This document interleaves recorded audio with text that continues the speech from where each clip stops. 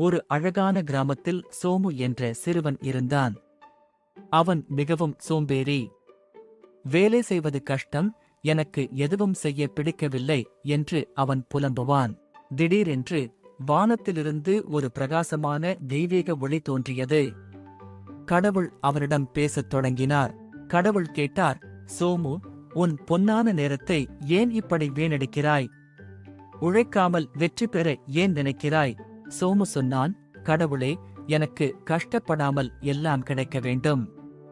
வழி சொல்லுங்கள். கடவுள் சிரித்துவிட்டு, இந்த சிறிய எறும்புகளைப் பார். அவை எவ்வளவு சுறுசுறுப்பாக உழைக்கின்றன என்றார். பறவைகள் தங்கள் கூடுகளைக் கட்ட எவ்வளவு முறை பறந்து சென்று குச்சிகளைக் கொண்டு வருகின்றன என்று பாரு. விவசாயிகள் கஷ்டப்பட்டு உழைத்தால்தான் நமக்கெல்லாம் உணவு கிடைக்கிறது. உழைப்புதான் உயர்வு. இப்போது சோமுவுக்கு உண்மை புரிந்தது. அவன் தன் சோம்பேறித்தனத்தை விட்டுவிட்டு உழைக்க உறுதி பூண்டான். சோமு இப்போது சுறுசுறுப்பாக படிக்கிறான், எல்லோருக்கும் உதவுகிறான். உழைப்பதில் இருக்கும் மகிழ்ச்சியை அவன் கண்டான். இந்த கதையின் நீதி, உழைப்பால் மட்டுமே வெற்றி கிடைக்கும். முயற்சி செய், வெற்றி பெறு.